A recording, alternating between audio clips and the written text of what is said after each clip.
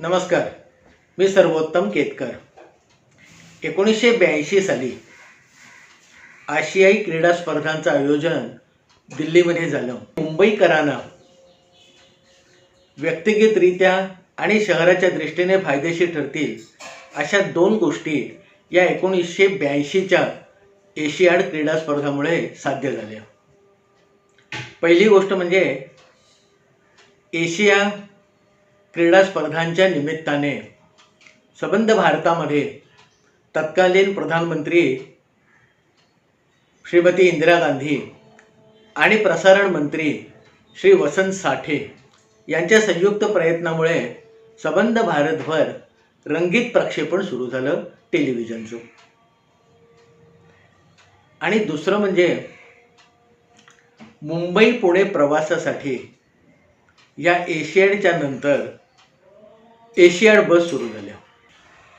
आशिया क्रीडा स्पर्धेच्या निमित्ताने ज्या बस खरेदी करण्यात आल्या होत्या त्यातल्या काही बस महाराष्ट्र शासनाला देण्यात आल्या क्रीडा स्पर्धा संपल्यानंतर.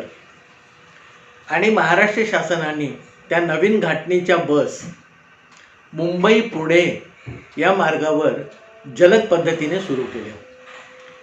आणि संबंध मुंबई शहरामध्ये आणि पुण्यामध्ये सुद्धा त्या एशियाड बस म्हणून नावारूपाला आल्या.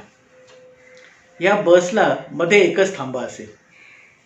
मुंबईहून निघून लोणावळ्याला ती बस थोडा वेळ थांबे आणि लोणावळ्याहून पुण्यापर्यंतचं अंतर थेट जात असे.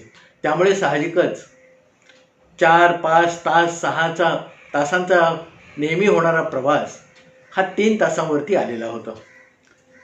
त्याचं तिकीट थोडंसं जास्त होतं, पण वाचणाऱ्या वेळेमुळे मुंबई आणि पुणे या दोन्ही शहरातल्या प्रवाशांनी या सेवेला उदंड प्रतिसाद दिला.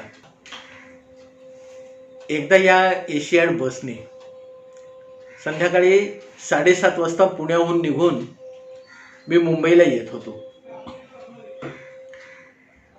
आणि बसल्यानंतर माझ्या असं लक्षात आलं की ही बस मध्ये लोणावळ्याला थांबेल आणि थेट दादरला थांबेल. आणि मला मुलुंडला मी राहत असल्यामुळे दादरहून परत उलटी ट्रेन पकडून मला मुलुंडला यावं लागणार होतं. त्यामुळे प्रवासाचा माझा जवळजवळ 1 तास, कदाचित 1.5 तास वाढणार होता.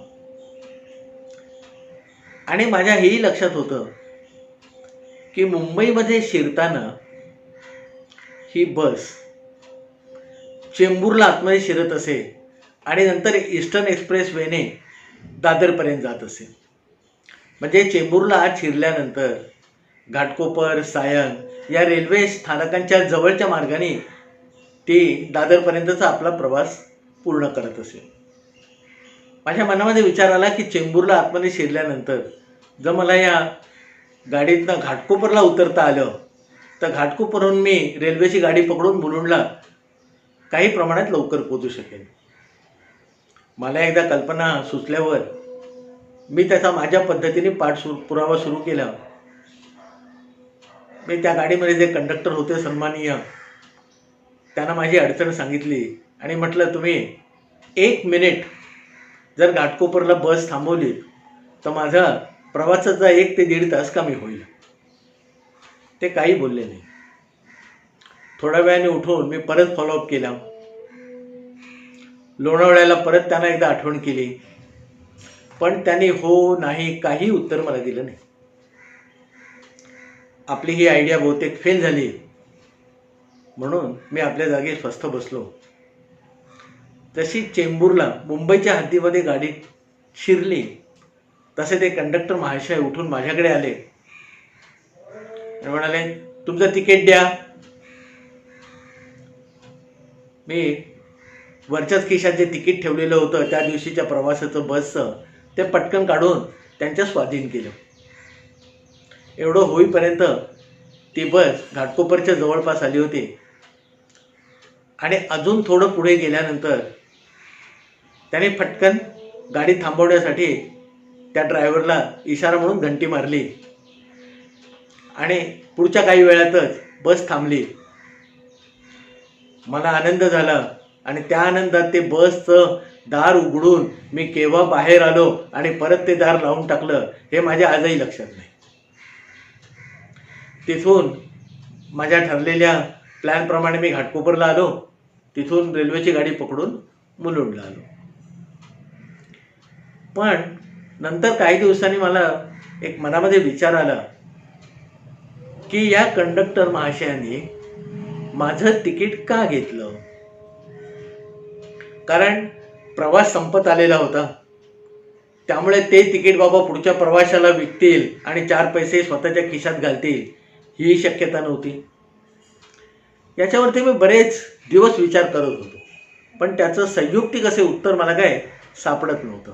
पण मनामध्ये हा प्रश्न कधीमध्ये भिंगा घालत होता की प्रवास संपता संपता मला एक सोय करून देताना त्याने तिकीट परत का घेतलं. एकदा या प्रश्नाचा पाठपुरावा करत करत असताना मी दादरला जे एशियाडचं ऑफिस होतं जिथून या बस सुटत असत तिथे काही कामानिमित्ताने गेलो होतो. म्हटलं आता यांच्यापैकीच कोणाला तरी विचारूया. म्हणून माझं काम संपल्यावर ते एसटीच्याच थांब्यावर मी गेलो. तसा तो बऱ्यापैकी बांधलेला व्यवस्थित थांबा होता आणि एका बाजूला ड्रायव्हर आणि कंडक्टरसाठी एक रेस्ट रूम होती. मी त्या रेस्ट रूममध्ये शिरलो आणि तिथे काही कंडक्टर आपली ड्युटी संपवून किंवा काही कंडक्टर आपले ड्युटी जॉईन होण्याची वाट बघत बसलेले होते. त्यापैकी एका साहेबांना मी रामराम केला, जरा इकडच्या तिकडच्या गप्पा केल्या आणि माझ्या मनात असलेल्या इतक्या वर्षांचा प्रश्न मी त्यांच्यापुढे बिनदिक्कीतपणे मांडला. म्हटलं साहेब असं असं झालं. त्या कंडक्टरने सुद्धा डोळे मोठे केले, जरासं त्याच्या चेहऱ्यावरती हसू आलं आणि त्याने जरा बाजूला घेऊन मला सांगितलं, हे बघा साहेब, म्हणे कायद्याप्रमाणे ही बस फक्त लोणावळ्यालाच थांबते आणि पुणा ते लोणावळा आणि लोणावळा ते मुंबई कुठेही थांबवायचे नाही असा सक्त आदेश आम्हा कंडक्टर लोकांना दिलेला आहे. तुमची अडचण ध्यानात घेऊन तुम्हाला मदत करण्याच्या उद्देशाने तुमचा वेळ वाचावा यासाठी एक माणुसकी म्हणून त्या दिवशी त्या कंडक्टरनी बस थांबवली. तुमचं समाधान झालं आणि आता तुमच्या मनात जो प्रश्न आहे त्याचं मी उत्तर देतो. म्हणे समजा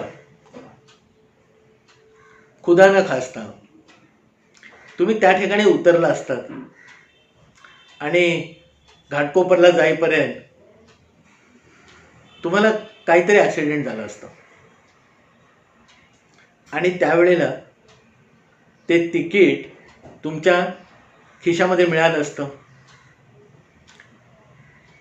एस टीचा प्रवासी ठराविक तिकीट काढून ठराविक एस टीने आलेला माणूस या ठिकाणी आला म्हणजे गाडी थांबली हे आमच्या खात्याने अनुमान बांधलं असतं आणि त्या तिकिटावरून त्या बसचा प्रवास त्याचा कंडक्टर शोधून त्याच्यावरती कायदेशीर चौकशी झाली असती की तू त्यावेळेला आदेश नसताना गाडी त्या ठिकाणी का थांबवलीस. आणि म्हणून तुम्ही केलेल्या प्रवासाचा शेवटचा पुरावा म्हणून असलेलं ते तिकीट त्या कंडक्टरनी आपल्या ताब्यात घेतलं. एवढा साधा गणित होतं. म्हणे मला एकदम खुश झालं. कितीतरी दिवस मनामध्ये घुमणाऱ्या एका प्रश्नाचं खरं, प्रांजळ आणि सत्य असं उत्तर मला त्या कंडक्टर बाबाने दिलं. म्हणजे बघा, सरकारी नोकर, मग तो कंडक्टर असो, पोलीस शिपाई असो किंवा कलेक्टर असो, किती सावधपणे वागतात याचं एक ज्वलंत उदाहरण किंवा एक अनुभव माझ्या गाठीशी या पद्धतीने जमा झाला.